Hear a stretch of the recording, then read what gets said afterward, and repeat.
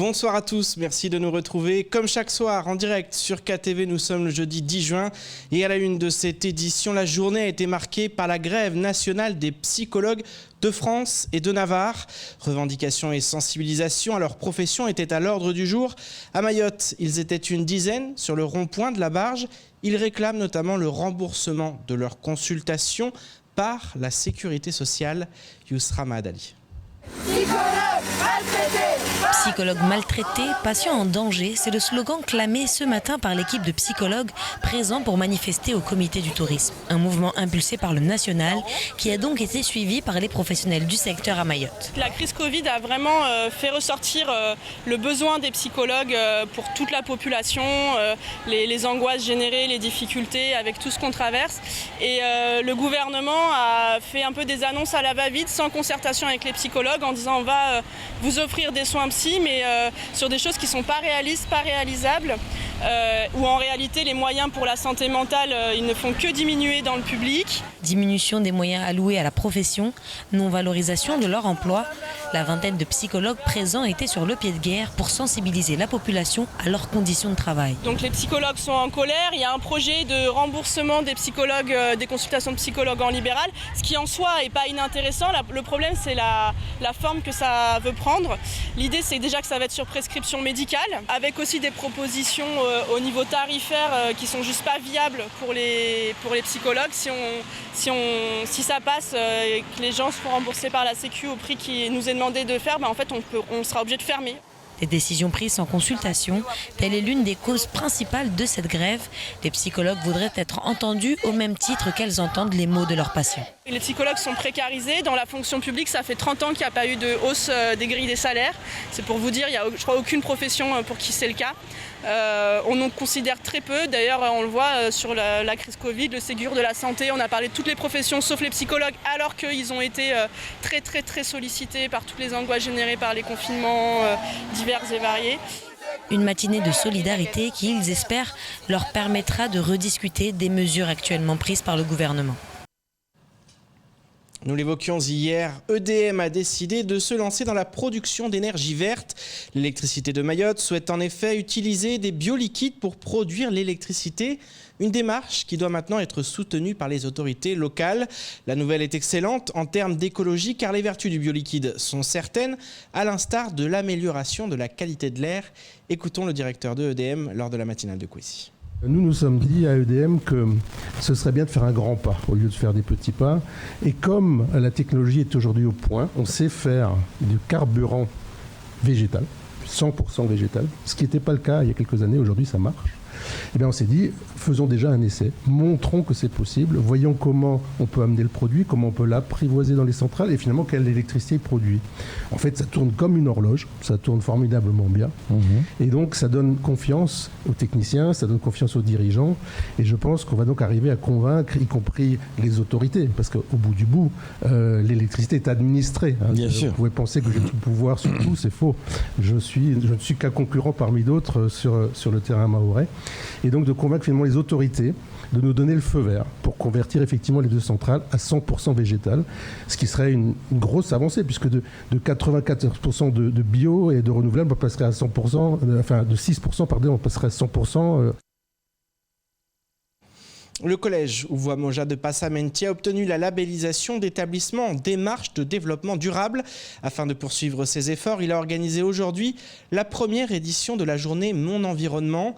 Plusieurs associations engagées dans la préservation de l'environnement local ont ainsi été sollicitées pour intervenir auprès des élèves, des collégiens qui ont, semble-t-il, aimé les activités. Jaïdi Maolida a suivi les différents ateliers proposés. Reportage.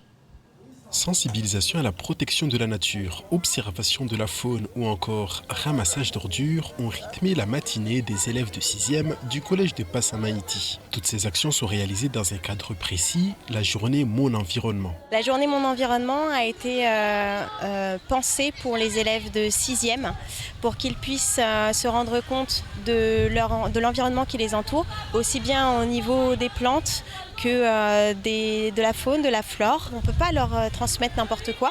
On ne peut pas les laisser, eux, transmettre n'importe quoi à leurs enfants. Donc on essaye, c'est ce que je vous ai dit tout à l'heure, on plante des graines et on les arrose. On essaie de faire en sorte que nos élèves se rendent compte de ce qu'il y a. Plusieurs associations locales ont tenu des ateliers pour l'occasion et des gourdes en acier ont été distribuées aux élèves. Ces derniers ont apprécié cette journée et semblent plutôt concernés par le sujet. On a parlé de la mer, des tortues. Pour moi, c'est bien parce qu'on protège l'environnement. On a fait des dessins, un slogan et on est parti dehors ramasser des déchets. Mayotte, c'est beau.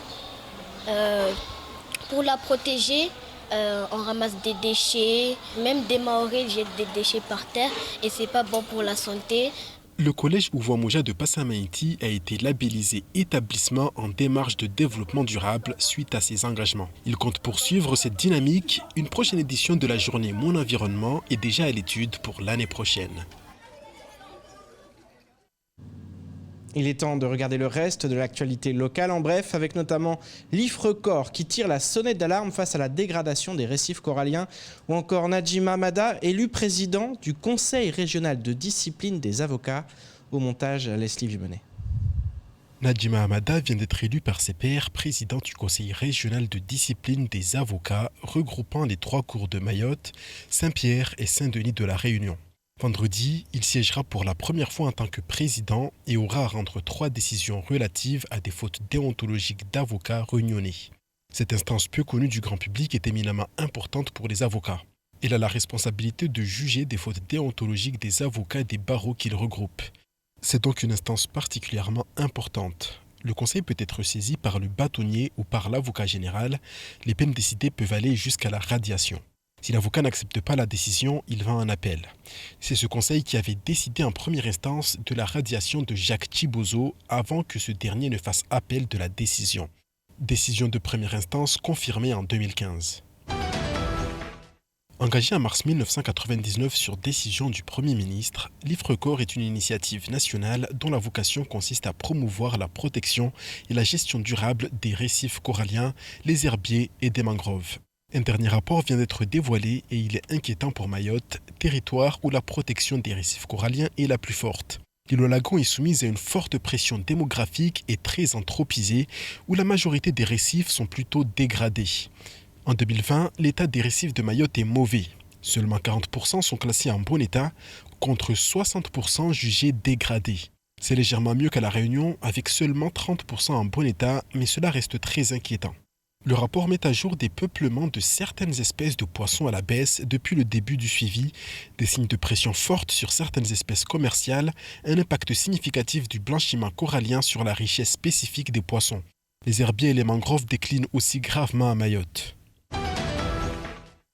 Hier, la SMAE Mahorais des Eaux a informé les usagers des secteurs de Mirereni et compagnie des risques très élevés de manque d'eau durant la journée. Ces perturbations résultent, selon la compagnie, d'actes de vandalisme à répétition qu'a connu l'usine de production de Mirereni.